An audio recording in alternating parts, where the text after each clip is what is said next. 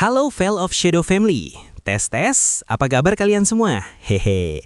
Kali ini kita bersemangat dulu ya, jangan yang tegang-tegang mulu. Hehehe. Are you together? Beras di rumah aman? Oke cuy, kali ini saya akan menceritakan alur cerita dari sebuah film berjudul Horny Family tahun 2013. Film ini menceritakan tentang satu keluarga yang punya kelakuan sangat mengejutkan. Mulai dari ayah, ibu, sampai anak-anaknya. Semuanya punya selingkuhan masing-masing. Wis, bagong datu. Daripada penasaran, kita langsung saja ke ceritanya. Let's go!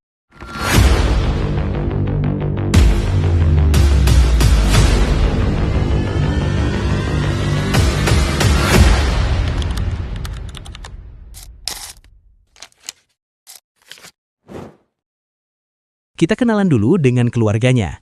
Ini adalah sang ayah bernama Jong-min. Dia seorang dosen teknik mesin yang sering dilirik oleh salah satu muridnya. Ini adalah istrinya bernama Hye-kyung. Dan anak wanitanya bernama Jisoo, seorang manajer hotel yang hobinya mencari kesenangan setiap malam. Meski terlihat polos dan lugu, jangan ditanyalah.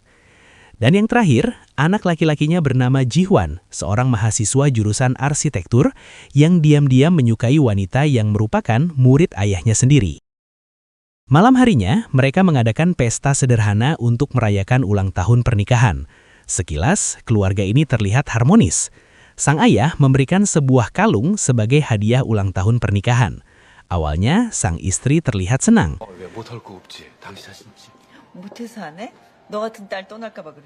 Namun saat di mobil, ekspresinya berubah. Ternyata setiap ulang tahun pernikahan, Jong-min selalu memberikan kalung yang sama. Menurutnya murahan, meskipun sebenarnya harganya mahal. Malamnya, mungkin karena ayahnya sange, langsung main masukin aja ke apem istrinya. Hehehe, parah sih baru juga dimulai. Keesokan paginya, Hye-kyung mengikuti sesi foto. Namun faktanya, ia hanya ingin melihat pengajarnya, pria yang diam-diam ia sukai. Ia bahkan nekat mendekatinya, sampai akhirnya tertangkap karena suara kamera.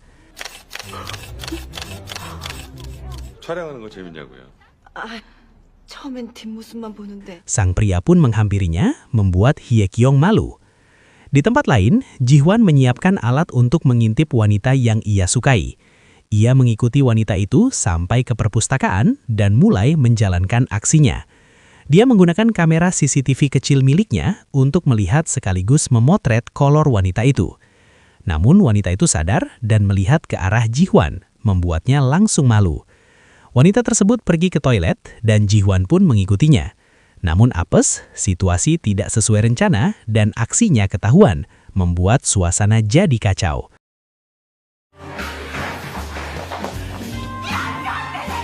Berpindah ke Jisoo, ia sedang melakukan pengecerotan dengan pria lain. Hubungan mereka hanya sebatas saling memuaskan.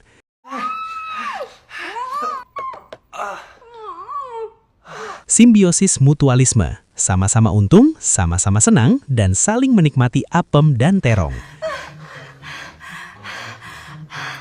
Keesokan paginya, Hye-kyung bertemu Sang-yong dan ditawari menjadi model. Namun sebagai model tanpa busana, alias model telanjang.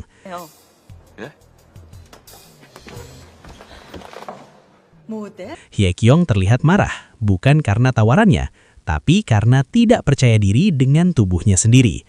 Sejak saat itu, ia mulai rajin berolahraga agar tubuhnya seksi dan bahenol. Malam harinya, Jong-min sedang sendiri menikmati waktunya. Tiba-tiba anaknya datang, membuatnya panik. Jisoo memanggilnya untuk makan malam. Ternyata Jong-min dan sang anak laki-lakinya sedang coli sambil membayangkan wanita yang disukainya. Hehehe, parah. Saat Jong-min hendak membuang tisu bekas colinya, Ji-hwan datang dan mengambil tisu itu. Tanpa sadar, tisu tersebut diletakkan di meja makan. Yang lebih parah, tisu itu dipakai bergantian oleh seluruh keluarga. Situasi absurd dan canggung.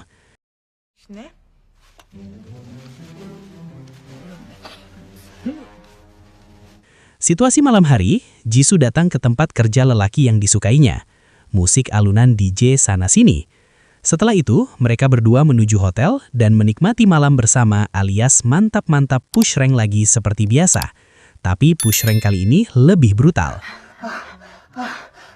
Keesokan paginya, wanita yang disukai Ji-hwan justru terlihat lebih tertarik pada Jong-min. Ji-hwan ditikung oleh ayahnya sendiri. Malam harinya, Jong-min dan wanita tersebut makan bersama. Wanita itu mengaku menyukai Jong-min. 교수님이 그 남자라면요? Dan mereka pun melakukan pengecerotan bersama. 키스를 하는데 Di sisi lain, Hye-kyung juga sedang bersama pria lain. Tak lama, mereka pun melakukan hal yang sama, push rank berjamaah. Parah, suami istri push rank dengan selingkuhan. Setelah itu, tanpa sadar, Jong-min pergi bersama wanita yang disukainya berlibur ke pantai, menikmati suasana.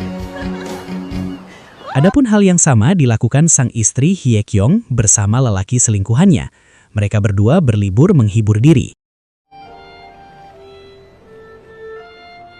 Beberapa waktu kemudian, Hye-kyung pergi ke dokter karena merasa mual. Dan hasilnya, ia hamil.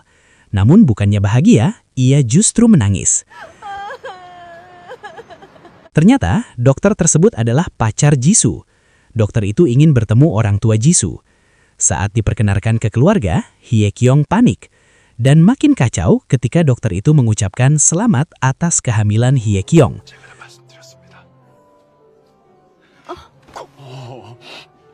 Suaminya memeluk Hye-kyung dengan kebingungan. Di saat bersamaan, simpanan Jong-min juga hamil. Namun Jong-min justru menganggap semua ini sebagai bencana. Jong-min mencoba menyelesaikan masalah dengan uang. Dia menolak bertanggung jawab. Ji-hwan dimanfaatkan. 그만 아직도 그대로야? Wanita itu mengaku hamil oleh Ji-hwan dan memintanya mengaku di depan keluarga. Karena cinta, Ji-hwan setuju. Malamnya, Ji-hwan membawa wanita itu ke rumah. Jong-min ketakutan karena rahasianya hampir terbongkar. Keesokan harinya, Jong-min memohon agar bayi itu diaborsi. Namun wanita itu menolak dan pergi meninggalkannya. 사람 말이 말 같지 않아? 어? 너 당장 4 tahun kemudian, anak-anak mereka telah tumbuh besar. Film ditutup dengan foto keluarga. Namun ironisnya, fotografer foto tersebut adalah selingkuhan sang ibu. Dan foto terakhir menjelaskan siapa sebenarnya ayah dari anak-anak mereka. Nah, mungkin itu akhir filmnya. Sebenarnya, ini kalau boleh aku cerita, ini film full adegan pengecerotan. Cuma ya gitu, jangan nanti kalian sange, hehe. Oke cuy, itu dia alur cerita film kali ini. Ingat, di balik keluarga yang terlihat sempurna, selalu ada rahasia yang hidup di balik bayangan. Kalau kalian suka konten seperti ini, hajar tombol like, subscribe sekarang, dan nyalakan loncengnya. Karena cuma di Veil of Shadow, kita bukan cuma nonton cerita, kita bongkar sisi gelapnya. Saya Bang Sandy, pamit undur diri, sampai ketemu di cerita gelap berikutnya. Bye!